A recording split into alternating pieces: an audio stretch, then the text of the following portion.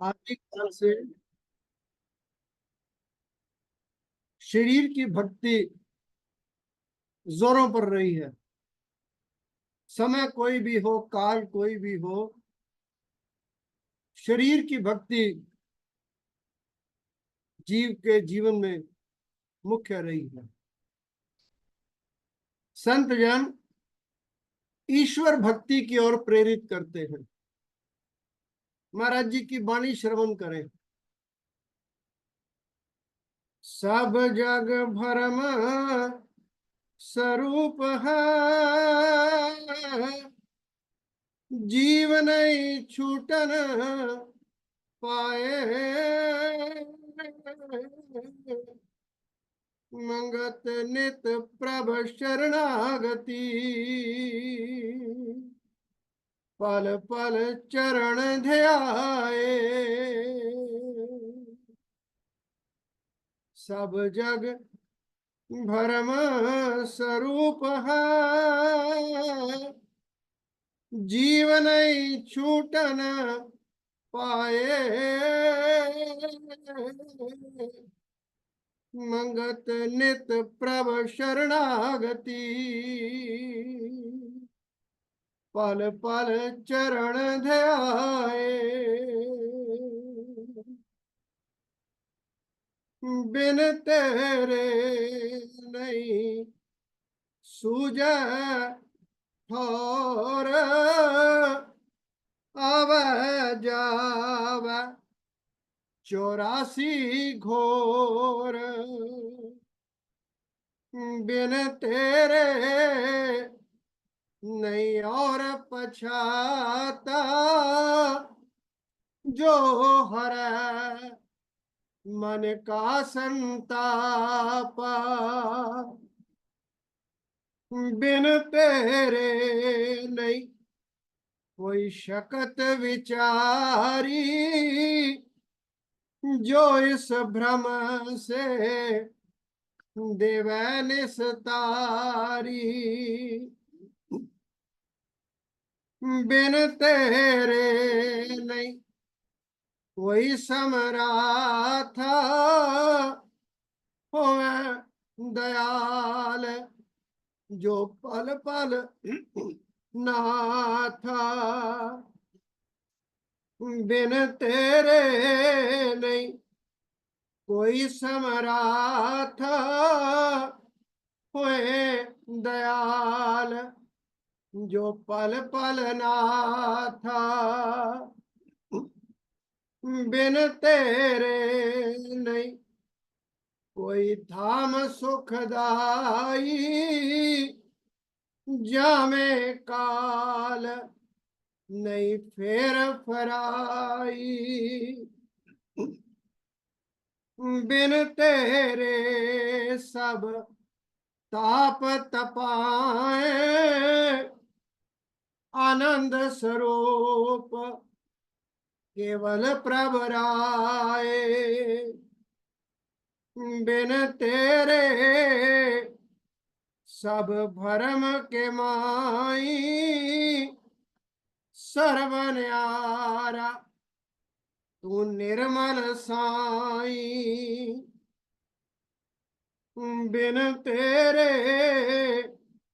सब काल का खेल, केवल तू आनंद सुख मेल।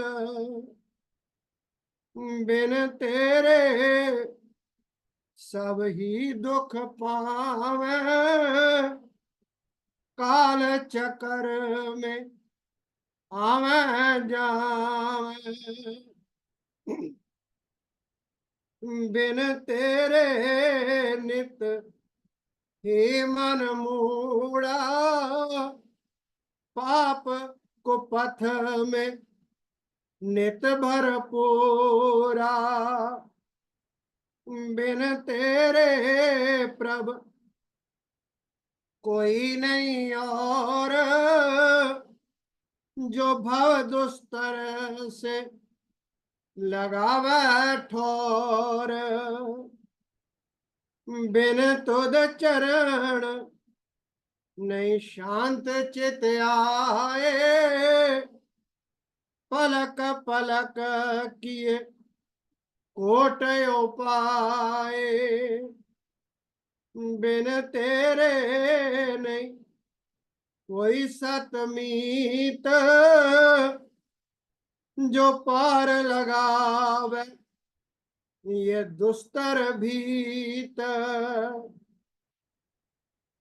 बिन तेरे सब मिथ्यावाद, आशा तृष्णा भरम परमाद, बिन तेरे संकट अत धारी, पल पल रोए ये जीव अंधियारी, बिन तेरे प्रभु कौन छुड़ाए, अधिक कलेश जो चित में पाए, बिन प्रभु ते बिन तेरे प्रभु नहीं कोई आस, जन्म मरण की जो काटे फांस, बिन तेरे नहीं और दिखाई, जो इस जीव का भरम मिटाई, बिन तेरे नहीं और कोई मान, तेरी शरण हूँ सत भगवान, बिन तेरे नहीं कोई सुने पुकार, दीनानाथ तू ही दातार, सकल कलेश की जो प्रभ दूर, साची भगत दीजो हजूर, बारंबार करूं प्रणाम, निर्मल प्रीति दीजो विश्राम, चरण कमल को करूं दंडोत, दीन दयाल तेरी है ओट, अपनी महिमा की कीरत दीजो, सकल माया का विकार हरि जो, मांगू नित नित कीरति, प्रभ चरण कमल अपार, मंगत की हरिओ त्रिखा, पल पल करूं पुकार, मांगू नित नित कीरति, प्रभ चरण कमल अपार, मंगत की हरिओ त्रिखा, पल पल करूं पुकार, ओम ब्रह्म सत्यम सर्वयाधार। ईश्वर भक्ति के बारे में, ईश्वर आराधना के बारे में आपने महाराज जी की वाणी श्रवण की। ग्रंथ श्री समता विलास से महाराज जी के वचन हेडिंग है ईश्वर भक्ति की प्राप्ति। जिस वक्त इस संसार को दुख रूप करके जाना, अभी हमने नहीं जाना, अगर जान लेते तो वाणी में और आनंद आता, अंदर की तड़प बढ़ जाती। अभी तक संसार सुख रूप दिखाई दे रहा है। ए जग मिठा अगला किस डिठा, अभी मिठास आ रही है। जिस वक्त इस संसार को दुख रूप करके जाना, अपनी देह को नाश करके जाना, ये उससे भी मुश्किल काम है। संसारी पदार्थ सिर्फ सब छिन कारक सुख में देखे, यानी जिन सुखों की तलाश में है, जो भोग रहे हैं, उनको क्षण भंगुर देखना, यानी इनकी अवधि, इनका टाइम पीरियड बहुत ज्यादा नहीं है, ऐसा मन में विचार लाना। अहंग विकार अज्ञान से मन को निर्माण भाव की तरफ लगाया। अभी अहंकार बहुत है, अच्छा बोल लेता हूं, इसका भी अहंकार है, ठीक पढ़ लेता हूं, इसका भी अहंकार है, और भी ना जाने कितने हैं, और ये महीन से महीन है। कुछ अहंकार प्रत्यक्ष रूप में दिखाई देते हैं, कुछ इंसान को खुद ही पता नहीं होता कि वो अहंकार के वशीभूत बोल रहा है। वो इतना अंदर धसा हुआ होता है कि उसका पता ही नहीं चलता। महाराज का फरमान, जिस वक्त इस संसार को दुख रूप करके जाना,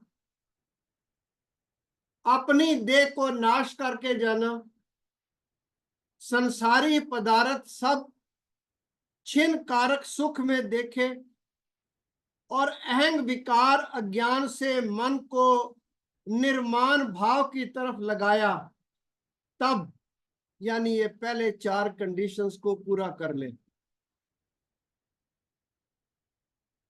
स्वामी रामकृष्ण परमहंस ने जब घर का त्याग किया, पत्नी भी पूर्ण संत थी, मगर उन्होंने कहा कि मैं भी साथ चलूंगी। स्वामी रामकृष्ण ने पहली शर्त रखी कि उनकी पत्नी अपने मुखारबिंद से ये उच्चारण करे कि रामकृष्ण मर गया। पत्नी के लिए ये उच्चारण करना बड़ी मुश्किल बात है। दूसरी शर्त उन्होंने ये लगाई कि रामकृष्ण की पत्नी का भी देहांत हो गया। इन दोनों को कहने के बाद स्वामी रामकृष्ण ने उनको साथ लिया। हम अपनी देह को नाश करके जाने ना, और के बारे में विचार कर सकते हैं कि उसको कैंसर हो गया, उसको ये दुख हो गया, उसको ये दुख हो गया, आईसीयू में 5 दिन से पड़ा है, पता नहीं बचेगा नहीं बचेगा, चलो देख आते हैं।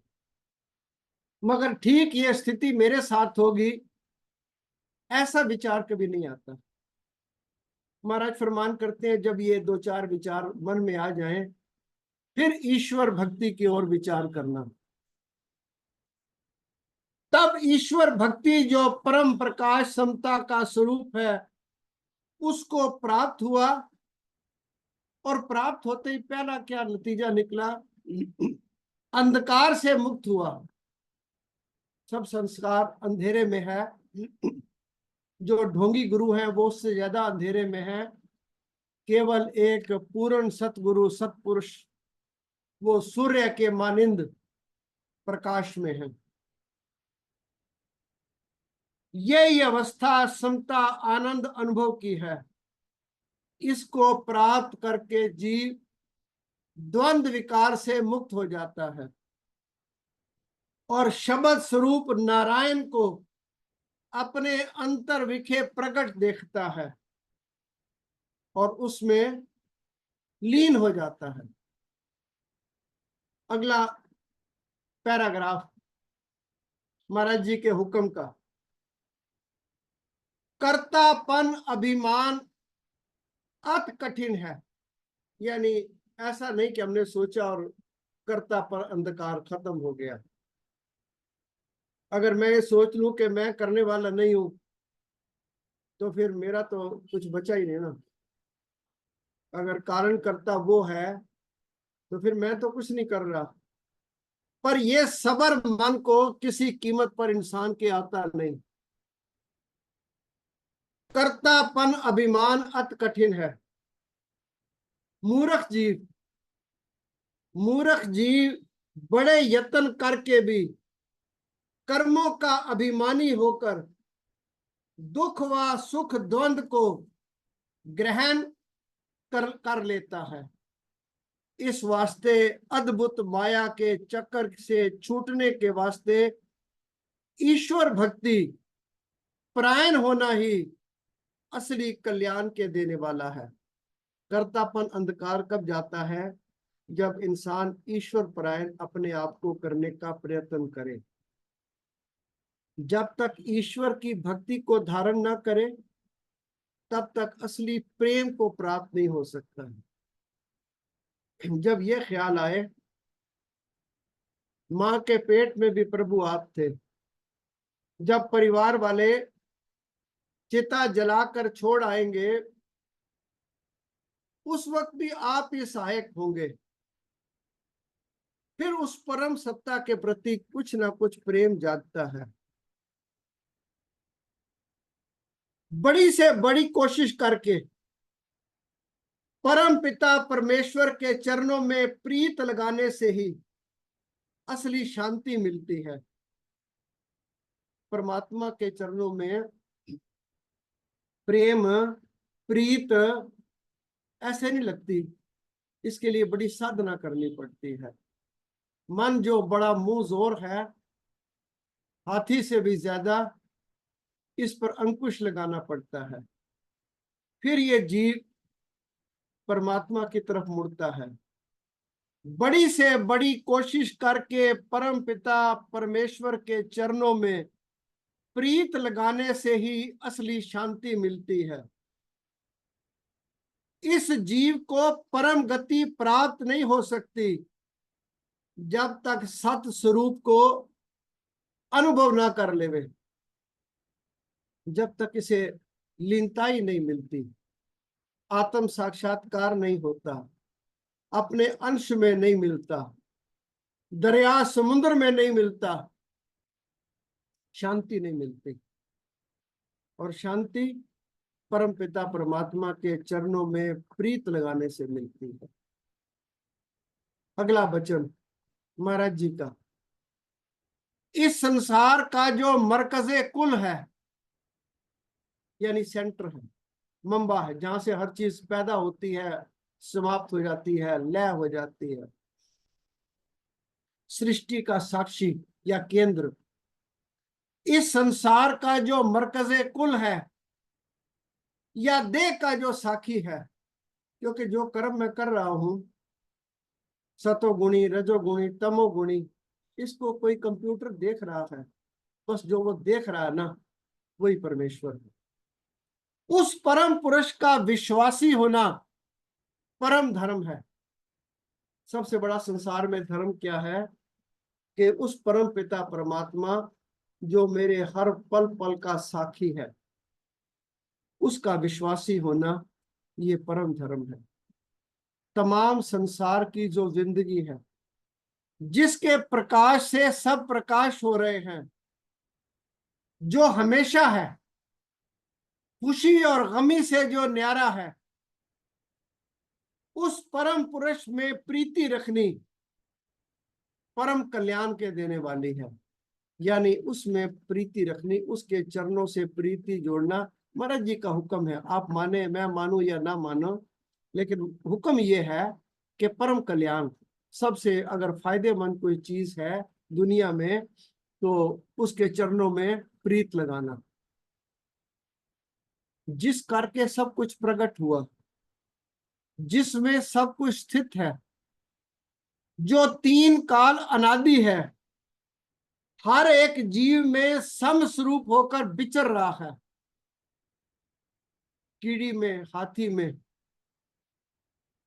जल के जो जीव हैं उनमें, जो आकाश में उड़ रहे हैं उनमें, चरिंद परिंद, इंसान, हैवान, सब में जो विद्यमान है, समस्वरूप होकर उस मालिक के कुल का विचार करना ही कल्याणकारक है।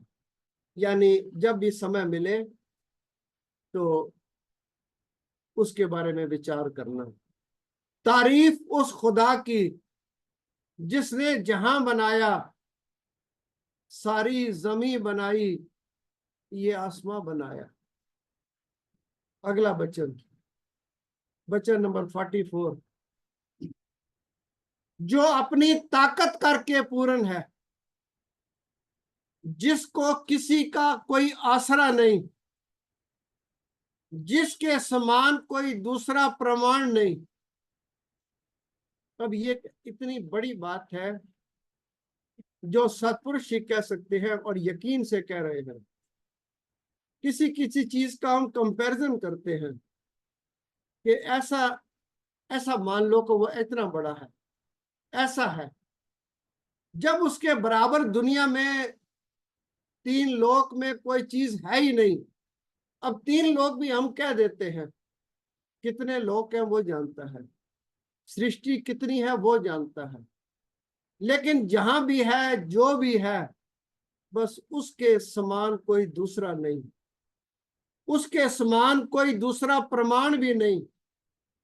अपने आप नित्य प्रकाश जो आनंद स्वरूप है, यानी जो वो है सब अपनी ताकत से है, किसी बात के लिए उसको किसी सहारे की जरूरत नहीं है।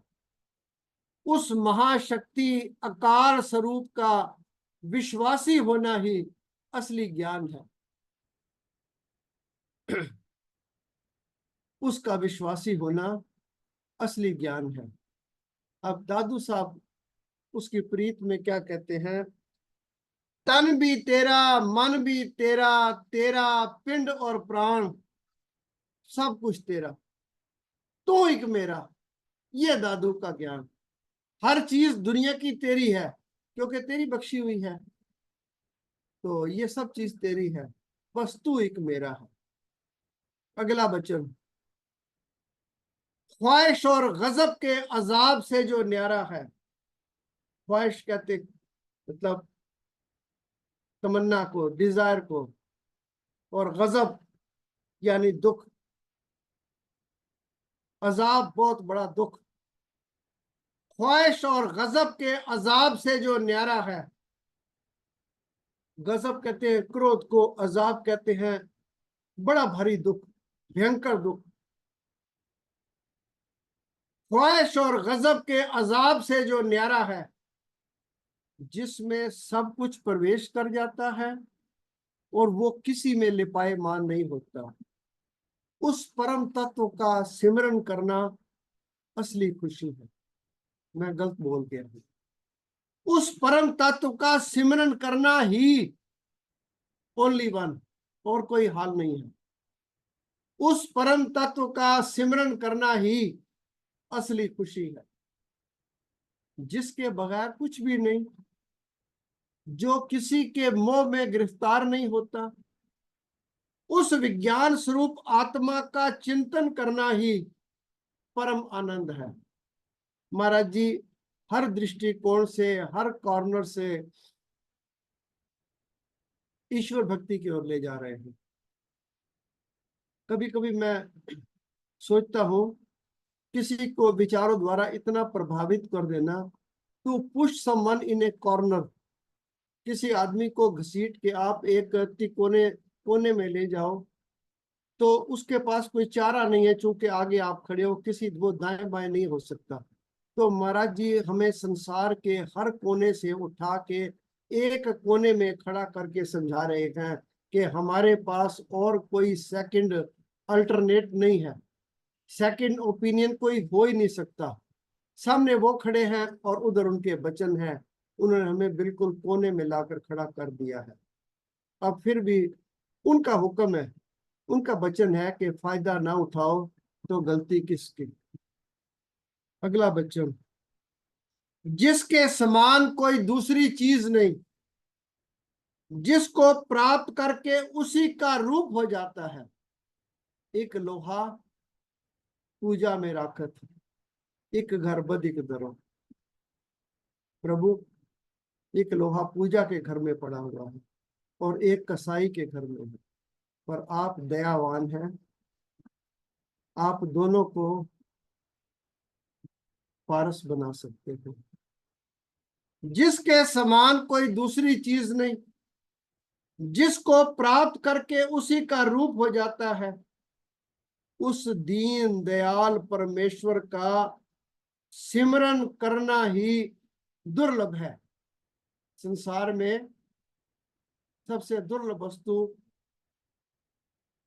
एक सच्चे गुरु की प्राप्ति है, और उसके द्वारा जो सिमरन की युक्ति मिलती है, उस पर कामिल होना महाराज जी का हुक्म है कि संसार में बस ये दुर्लभ काम है।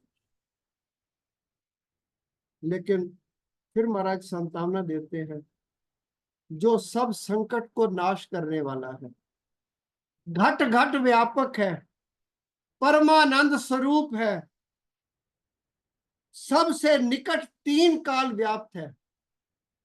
अब भगवान कृष्ण ने बता दिया द्रौपदी को कि नहीं याद किया तो कोई बात नहीं, मगर जब याद किया तो सबसे निकट है। शास्त्र कहते हैं शाह रग से भी नजदीक है। शाह रग कट जाए तो आदमी की मौत हो जाती है, तो वो परम पिता परमात्मा शाह रग से भी नजदीक है। मालक का हुक्म यह है, जो सब संकट को नाश करने वाला है, घट घट व्यापक है, परमानंद स्वरूप है, सबसे निकट तीन काल प्राप्त है, उस पार ब्रह्म परमेश्वर का ध्यान करना ही परम सिद्धि है।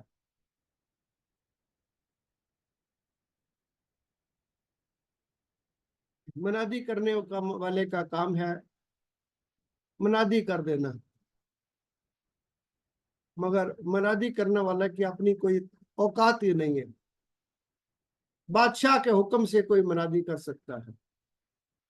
मैं भी जो मनादी कर रहा हूं ये बादशाह के हुक्म से है, मेरा इसमें कोई रत्ती भर क्षण भर भी योगदान नहीं है। मेरी सेवा बादशाह ने लगाई, इसलिए उनका मैं उनकी चरण धूलि का शुक्रगुजार हूं, एहसानमंद हूं। जो हर एक के अंतर की जानने वाला है, जिसका असली भेद कोई दूसरा नहीं जान सकता, सर्वज्ञ स्वरूप परिपूर्ण है, उस परमात्मा का विचार करना ही परम सत्संग है। अब सत्संग भी हम क्षमता सत्संग में भी जाते हैं, लोगों को समय मिले कहीं और भी चले जाते हैं, पर महाराज फरमान करते हैं जहां उस शक्ति का विचार हो वो परम सत्संग है, सबसे उत्तम सत्संग है। एक वचन महाराज जी का और पढ़ देता हूं। सब दुनिया के नाश होने से जिसका नाश नहीं होता, अपने आप में सर्वशक्तिमान है, जीव का वास्तविक स्वरूप जो है उसका सिमरन करना ही कल्याण के देने वाला है। महाराज जी की तालीम बहुत ज्यादा नहीं थी,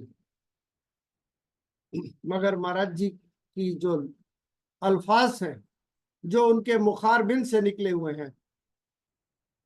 आदरणीय मेंगी साहब एक प्रेमी थे हमारे जम्मू से, दास कभी उनके पास बैठता था, वो कहता था इनका कोई सब्स्टिट्यूट नहीं है, महाराज जी के लफ्जों का कोई सब्स्टिट्यूट नहीं मिलता। कोई कोई लफ्ज ऐसा होता है उसको बदल के दूसरा लफ्ज वहां पर रख सकते, मगर महाराज जी का सफर लफ्ज उस सेंटेंस में, उस पैराग्राफ में इतना मुकम्मल होता है कि उसमें कोई रत्ती भर भी फेर बदल वो बता देती है कि ये महाराज जी का शब्द नहीं है, ये प्रेमी कोई अपने पास से बोल रहा है।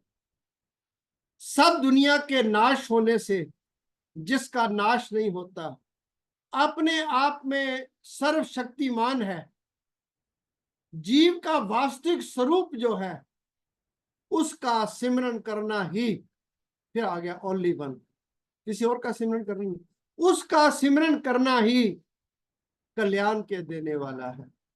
बार बार करूं वंदना